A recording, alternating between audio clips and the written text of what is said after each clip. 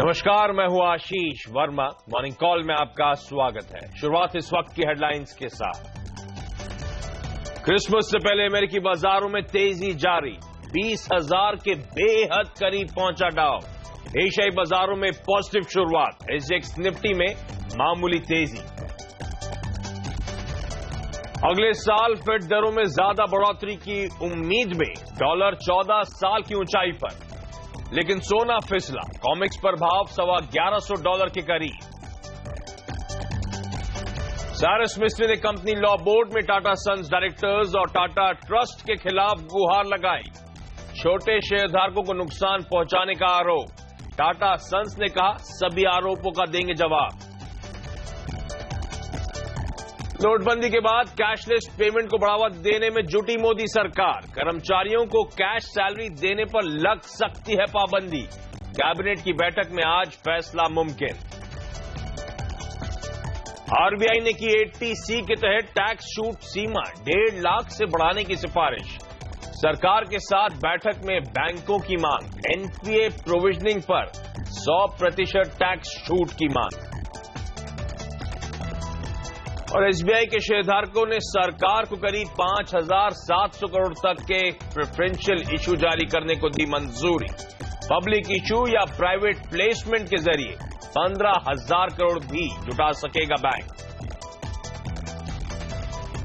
और बुधवार की सुबह आपकी स्क्रीन पर एसजीएक्स निफ्टी आएगा, यानी कि सबसे पहले इंडिकेशन जो जहां से हमें मिलते हैं हमारे भारतीय बाजारों के लिए, एकदम फ्लैट ओपनिंग के इंडिकेशन वहां से आते हुए महज 1.5 पॉइंट का उछाल, लेकिन ग्लोबली मोमेंटम इंटैक्ट है। वो ट्रंप रैली से शायद वो सेंटर रैली में तब्दील होता हुआ अमेरिकन मार्केट। कल हम लोग बात कर रहे थे कंसोलिडेशन था और परसों के लिए ट्रेडिंग सेशन में, और कल वापस खरीद लौटती हुई 0.5% तक डाउ में उछाल, और अब 20,000 से महज 25 अंक दूर। यूरोप में तमाम वो टेंशंस के बावजूद, चाहे वो बर्लिन में, टर्की में जो अटैक्स हुए, उसके बावजूद देखिए मार्केट्स कितने स्ट्रांग, कितने रेजिलिएंट नजर आएंगे आपको। 1/3 से 0.5% की मजबूती के साथ ट्रेड्स। लेकिन एशिया में इसी का मोमेंटम, जो यूएस का मोमेंटम है, वो रिफ्लेक्ट कर रहा है, इसलिए मजबूती बाकी एशियन मार्केट्स में। SGX Nifty flat opening indications दे रहा है।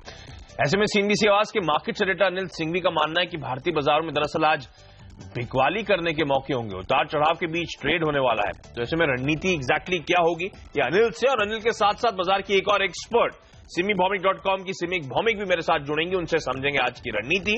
लेकिन पहले इंपॉर्टेंट है ग्लोबल संकेत, और मेरे साथ मेरे सहयोगी नीरज वाजपेयी जुड़ते हुए। नीरज, ग्लोबल मार्केट से क्या संकेत मिल रहे हैं? कल आपने हाईलाइट करा था एक कंसोलिडेशन है, थोड़ा से थमते नजर आ रहे हैं, लेकिन वापस वो मोमेंटम पकड़ता हुआ बाजार। बिल्कुल, वहां कोई दिक्कत नहीं है। और अब ये तमाम रिपोर्ट्स कह रही हैं कि लोग इंतजार कर रहे हैं कि जिस दिन ऑफिशिएट होंगे ट्रंप, उसके बाद से बिग बैंग स्पेंडिंग की अनाउंसमेंट होंगे, टैक्स जो है रेशनलाइज किया जाएगा, अक्रॉस द बोर्ड कम करने की बातें चल रही हैं। तो उस सब के चलते बाजार वहां पे लगातार तेजी बनाए हुए हैं। और इंटरेस्टिंग है कि कल जियोपॉलिटिकल जो 2 घटनाएं हुई थी, टर्की वाली और उसके पहले जो ट्रक चढ़ गया था कई लोगों के ऊपर, उन सबको कहीं ना कहीं ये जोड़ा भी गया कि शायद ये आतंकवादी घटनाएं हो सकती है, डायरेक्ट लिंक हो सकती है। लेकिन उसके बावजूद कोई दिक्कत नहीं है, कोई तनाव नहीं है, और बाजार अपनी रफ्तार से चल रहे हैं। क्योंकि बाजार, जिसको रिसर्च की लैंग्वेज में कहते हैं कि वो फंडामेंटल्स को चेज कर रहे हैं, और अमेरिकी मार्केट को आप देखिए तो कोई दिक्कत कहीं किसी फ्रंट पे नहीं है।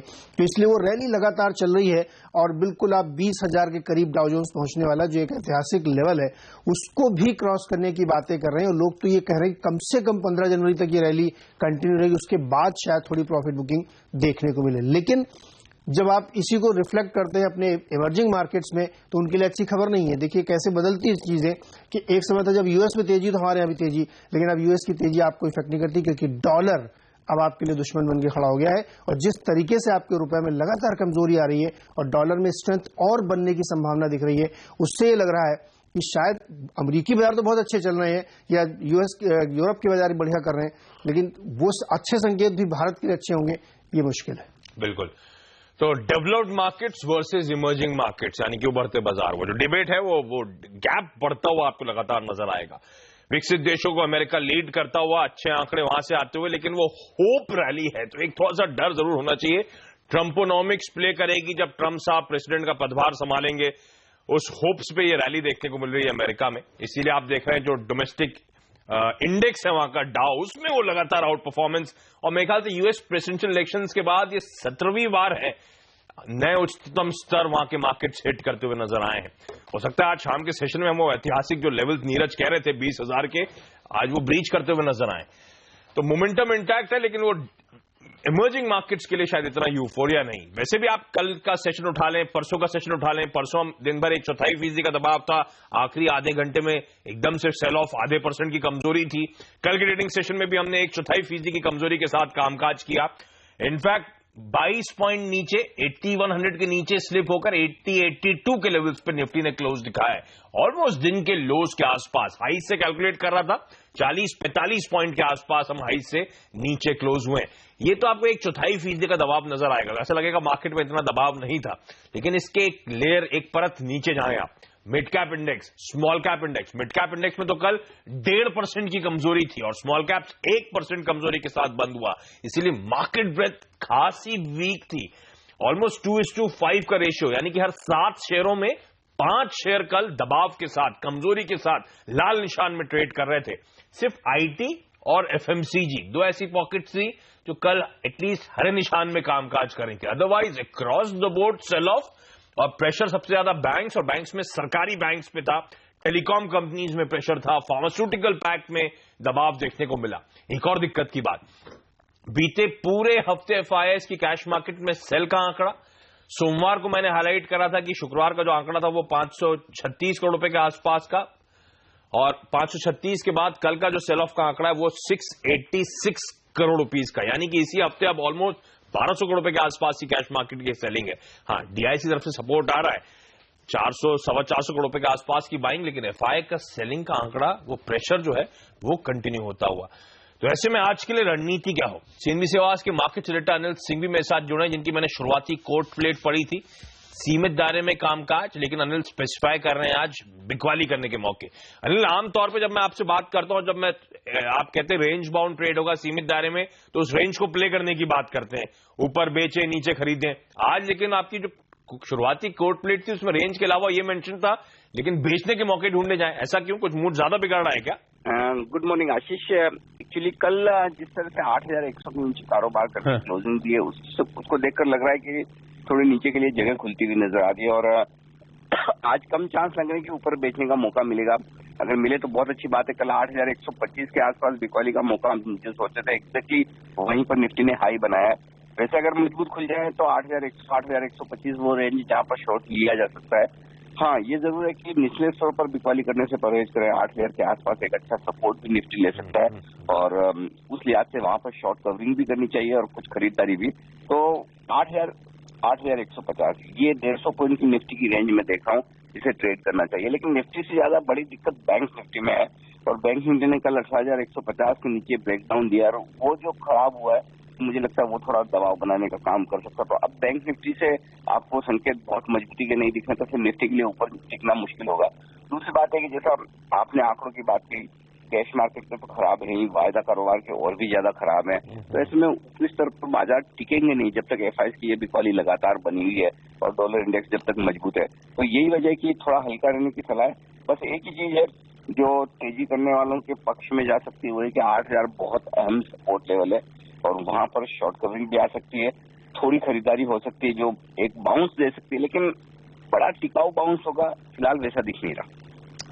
ओके, तो एक सीमित दायरे में कामकाज, रेंज क्या होगी? 8,000 से 8,150, और इस रेंज के ऊपरी स्तरों पर मौके ढूंढने बेचने के। 8150 के स्टॉप के साथ 8,000 के टारगेट्स के लिए आपको अप्रोच करना चाहिए, और 8,000 एक शायद बड़ा स्ट्रॉन्ग सपोर्ट होगा, तो इसके नीचे स्लिप होना शायद मुश्किल हो बाजार के लिए, लेकिन इस समय तो खैर बिकवाली करने के मौके और 8,000 तक के टारगेट्स को अप्रोच करने की सलाह।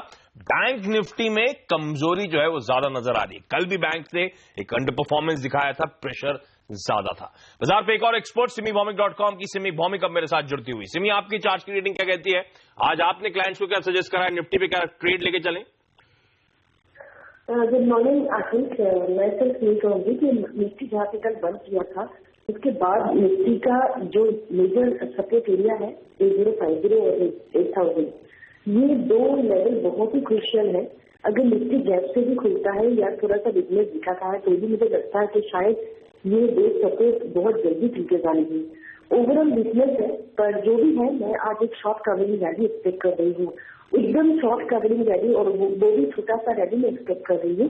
पर वो रैली के लिए मैं बाई तब भी करूंगी, एक कंडीशनल बाई एक्चुअली मैं सजेस्ट कर रही हूँ 8100 से 8110, ये क्रिटिकल रेजिस्टेंस एरिया होगा। निफ्टी अगर कोई भी रैली में ये रेंज क्रॉस करके सस्टेन करेगा 8100 से 8110, तो मैं लॉन्ग इनिशिएट करने के लिए कहूंगी, और मेरा लॉन्ग का इंट्राडे का टारगेट 8140 और 8155 का है। ये मेरा शॉर्ट कवरिंग रैली में एक्सपेक्ट कर रही, इसलिए मैंने दिया है। नीचे अगर मार्केट खुलते हैं और मार्केट अगर नीचे सस्टेन करता है तो कोई लॉन्ग पोजीशन नहीं लेना चाहिए, पर इतना नीचे जहाँ पे 8050 और 8000 का क्रूशियल सपोर्ट है, मेजर सपोर्ट एरिया है, यहाँ पे शॉर्ट करने में मैं कंफर्टेबल नहीं हूँ।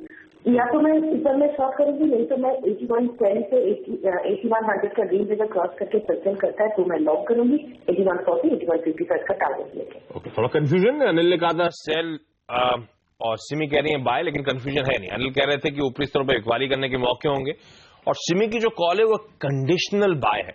सिमी स्पेसिफिकली हाईलाइट करती हुई कि शायद मंदी के सौदे कटेंगे, यानी कि शॉर्ट कवरिंग से आज भारतीय बाजारों को सहारा मिल सकता है। खरीदारी तभी करें जब 8100 8110 की रेंज के आसपास आपको निफ्टी नजर आता है। खरीदारी करें 8140 8155, जो अनिल अपर एंड कह रहे थे रेंज का, वहां तक शायद फिर वो शॉर्ट कवरिंग की रैली इस मार्केट्स को लेके जाएगी, लेकिन वो कंडीशनल है। अगर बाजार थोड़े से सुधरते हैं और इन लेवल्स पे आपको निफ्टी मिलता है तभी ये बाय इनिशिएट करें। अच्छा सिमी, कुछ स्टॉक स्पेसिफिक आइडियाज हो आज के लिए तो वो भी शेयर करें। आशीष, एक इंडेक्स अभी इस मार्केट में परफॉर्म कर रहा है लॉन्ग टर्म में, तो इसमें आईटी सेक्टर है, और उसमें 18 डेज को मैंने चूज किया है क्योंकि उसमें मोमेंटम भी है। कल अच्छा क्लोजिंग भी दिया था, नीचे स्टॉप लगा के मैं प्रॉब्लम का सलाह दे रही हूँ।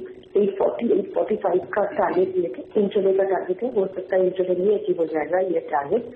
और उनका मेरा स्टॉक पूरा इंडेक्स से बाहर है, टीटागढ़ लेजेंड की जर्नी है, इसमें मैं लॉन्ग रन का सलाह दे रही हूँ। इसमें भी ब्रेकआउट आया था 127.28 के ऊपर, मुझे लगता है कि 127 से नीचे स्टॉक लगा के इसमें लॉन्ग इनिशिएट किया जा सकता है। 136 139 का इंटरडे टारगेट आ सकता है। ये दोनों स्टॉक मेरा बाय रिकमेंडेशन में है। ठीक है, चलो, तो ऑडियो क्लियर नहीं है उसके लिए माफ कीजिएगा, लेकिन सिमी का मानना था निफ्टी में खरीदारी कंडीशनल बाय 8000 के ऊपर निफ्टी जाए तो खरीद के चले। HCL टेक्नोलॉजीज और टीटागढ़ वैगन पूरा आईटी पैक मजबूती के साथ कामकाज करा, और रेलवे स्टॉक्स में बाइंग आती हुई, तो उन दोनों पॉकेट्स में से सिमी की प्रेफर्ड बेट जो है आपकी स्क्रीन पर। सिमी आपका धन्यवाद, और सीधे सोनम मेहता के पास चलते हैं जिन्होंने आज कुछ और एक्सपर्ट से बातचीत कर रखी है, कुछ और ट्रेडिंग आइडियाज वो शेयर करेंगी। सोनम हाई, गुड मॉर्निंग, बताएं। गुड मॉर्निंग आशीष। एक और आईटी स्टॉक पर प्रकाश गाबा पॉजिटिव दिखाई दे रहे हैं, जहां पे इन्फोसिस में खरीदारी की सलाह दे रहे हैं।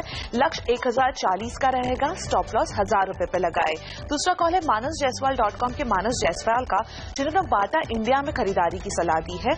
लक्ष्य 437 रुपए का रहेगा, वही स्टॉप लॉस 414 पे लगाए। ये कॉल 2 से 3 दिन का है। और तीसरा कॉल है jkdviewpoint.com के जेके दोषी का, जिन्होंने बिकवाली की सलाह दी है अपोलो टायर्स में। लक्ष्य 1000 मार्क कीजिएगा 181 रुपए का रहेगा, तो स्टॉप लॉस 157 रुपए के। ओके, तो ये तमाम वो ट्रेडिंग आइडियाज हैं जो आपकी स्क्रीन पर आते हुए ज्यादातर एक्सपर्ट्स मानते हैं स्टॉक स्पेसिफिक एक्शन अच्छा होगा, खरीदारी करने के मौके होंगे। ये कॉल्स अगर आप लिख नहीं पाए तो बाद में नीचे टिकर बैंड जो चल रहा है आपकी स्क्रीन पे, उसमें लगातार रिपीट होते रहेंगे। ओपनिंग से पहले तक आप जब चाहें नोट डाउन कर सकते हैं लेवल्स। लेकिन चलिए, आज कौन से टॉप 5 शेयर्स रहेंगे फोकस में खबरों की वजह से, यानी कि आज के टॉप स्टॉक्स इन न्यूज क्या है, ये बताने के मेरे साथ मेरे सहयोगी हेमंत गई अब जुड़ते हुए। Hemant hi, good morning. Morning Ashish. कौन से स्टॉक्स आज आपके रडार पर? औरोबिंदो फार्मा पर रखिए नजर। देखिए कल 4.25% की कमजोरी इसमें देखने को मिल रही थी, जिस तरह की खबरें आ रही थी कि इंस्पेक्शन हुआ है और उसमें कुछ ऑब्जर्वेशंस रखी गई हैं इनकी एक यूनिट पे। लेकिन देखिए अब ये खबर आ गई है कि जो ऑब्जर्वेशंस रखी गई हैं केवल एक ही है, और वो बहुत माइनर सी ऑब्जर्वेशन है, तो कोई दिक्कत की बात दरअसल बड़ी है नहीं। तो आज इस स्टॉक में रिकवरी देखने को मिल सकती है। आपको याद होगा अक्टूबर में एक यूएस एफडीए ने जांच की थी इनकी यूनिट की, और उसके बाद ऑब्जर्वेशंस दी गई थी और एक नोटिस इनके हाथ दिया गया था। उसमें केवल कुछ इक्विपमेंट को क्लीनिंग से रिलेटेड छोटे से माइनर इश्यूज हैं जो कि फिर जल्द सॉल्व हो गए, ये बाजार उम्मीद लगाएगा। एक अच्छी रैली यहां पर देखी जा सकती है। बिनानी इंडस्ट्रीज ये एक ऐसी कंपनी है जो बड़े कर्ज में डूबी हुई है और बैंकर्स के साथ इनका विवाद काफी समय से चल रहा है और अब विवाद बढ़ता हुआ दिख रहा है। देखिए बैंकर्स कह रहे हैं कि इनकी एक सब्सिडरी है इदायर जिंक के नाम से, उसको वो अब अपने कब्जे में ले लेंगे। गिरवी रखा हुआ था इस सब्सिडरी को इस कंपनी ने बैंकों के पास, तो बैंकों का कंसोर्शियम 26 दिसंबर को या उसके बाद कभी भी उस सब्सिडी को अपने कब्जे में ले सकता है, और ये कंपनी विरोध कर रही है, ये कह रही है कि ये नाजायज है। तो देखना होगा आज ये स्टॉक किस तरह से नेगेटिवली रिएक्ट करेगा। बहरहाल ज्योति स्ट्रक्चर्स एक और मुश्किल में और डेट में फंसी हुई कंपनी, इसके एक ऑर्डर हाथ लगाए 18 महीने में साउथ अफ्रीका में करीब $15 मिलियन का एक ऑर्डर इनके हाथ लगा है। साउथ अफ्रीका में कुछ और भी ऑर्डर्स इन्होंने एग्जीक्यूट किए हैं और सक्सेसफुली एग्जीक्यूट करने के बाद ये ऑर्डर हाथ लगा है, क्योंकि 10 रुपए तक ये पहुंच गया है। देखिए ये भी अपने कर्मचारियों को कई महीनों से तनख्वाह नहीं दे पा रहे हैं और खबरें बीच में आ रही थी कि ये कंपनी भी बिकने वाली है। अब देखिए आज अगर उछाल होता है तो फिर जिनके पास शेयर हैं उनको निकलने का मौका होगा। ऑर्डर के दम पर तेजी आज जरूर बन सकती है। गोदरेज कंज्यूमर्स ये एक ऐसी कंपनी है जो साउथ अफ्रीका में लगातार देखिए अधिग्रहण कर रही है, एक्विजिशंस कर रही है, और कीनिया में इन्होंने हाल ही में एक कंपनी खरीदी थी चाम इंडस्ट्रीज और उसमें एक छोटा सा हिस्सेदारी खरीदी थी। अब उसमें 49% हिस्सेदारी और बढ़ा ली गई है। तो ये कंपनी ने, हालांकि ये कभी भी डिस्क्लोज नहीं किया है कि इस तरह के एक्विजिशंस पर कितने खर्च कर रही है ये कंपनी, लेकिन जब जब एक्विजिशंस करती है साउथ अफ्रीका में तब आशीष स्टॉक में जरूर तेजी देखने को मिलती है। तो गोदरेज कंज्यूमर पर पॉजिटिव साइड पर आपकी नजर होनी चाहिए और एसबीआई पर भी नजर होनी चाहिए। एसबीआई अपने शेयरधारकों की मंजूरी मांग रहा है, 15,000 करोड़ रुपए तक जुटाना चाहता है, सरकार को भी प्रेफरेंशियल शेयर जारी करेगा और दूसरे रूट से भी इसको जारी उठाएगा पैसा। तो एक अप्रूवल लेता हुआ एसबीआई, लेकिन बैंकिंग शेयर्स पर नजर रखिएगा, दबाव में है पिछले कई दिनों से आशीष। बिल्कुल, तो बिनानी इंडस्ट्रीज के लिए खराब खबर आती हुई बाकी जो तमाम स्टॉक्स हेमंत ने हाईलाइट करे, ऑरबिंदो फार्मा, ज्योति स्ट्रक्चर्स, गोदरेज कंज्यूमर, एसबीआई, अच्छी खबरें इन स्टॉक्स के लिए आज से। तो रिएक्शन शायद इस तरह का आपको आपकी स्क्रीन पे देखने को मिलेगा। लेकिन चलिए आज के इवेंट्स कैलेंडर पर भी नजर डाल लीजिए। आज कैबिनेट की बैठक में कैश सैलरी पर रोक का फैसला हो सकता है। एसबीआई लाइफ इंश्योरेंस के सेंट्रल प्रोसेसिंग सेंटर का आज उद्घाटन है। इसके अलावा कोयला घोटाले में हिंडाल्को केस की कोर्ट में आज सुनवाई होनी है और गुजरात के मेहसाणा में रैली को संबोधित करेंगे राहुल गांधी।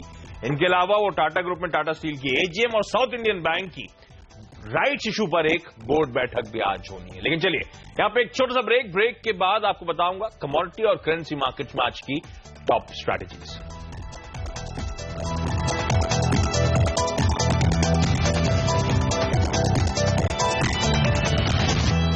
ब्रेक के बाद आपका स्वागत और अब बात करते हैं कमोडिटी और करेंसी मार्केट्स की। क्रूड उत्पादन और सप्लाई में कटौती के चलते यूएस क्रूड स्टॉक में भारी कमी का अनुमान है, जिसके चलते अंतर्राष्ट्रीय बाजार में क्रूड में बढ़त बरकरार है। आपकी स्क्रीन पर आएंगे इंटरनेशनल मार्केट्स में क्रूड के भाव। $55 के आसपास ब्रेंट में कामकाज हो रहा है। वहीं डॉलर में मजबूती है, 14 साल के हाईज के आसपास 103 के लेवल्स के ऊपर डॉलर इंडेक्स अभी भी बना हुआ है।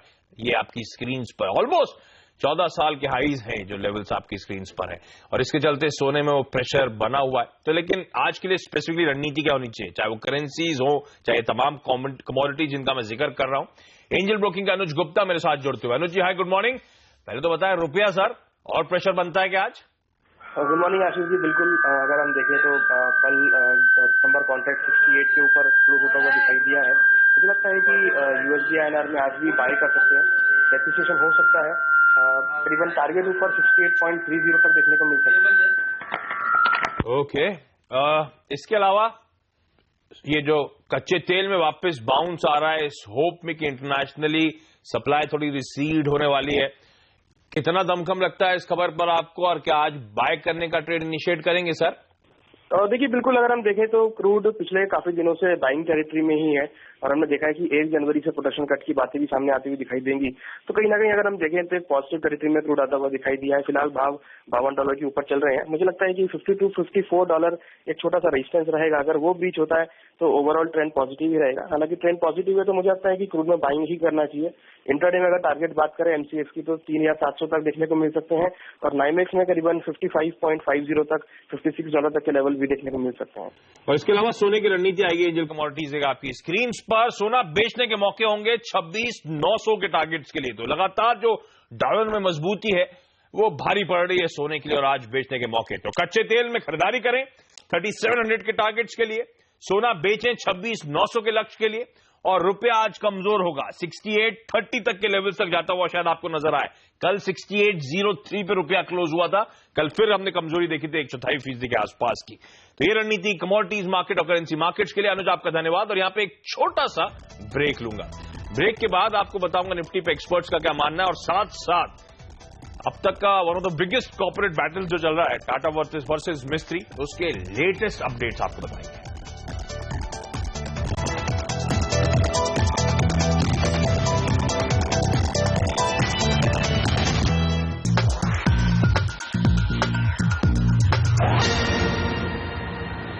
चलिए अब बात टाटा ग्रुप की महाभारत की।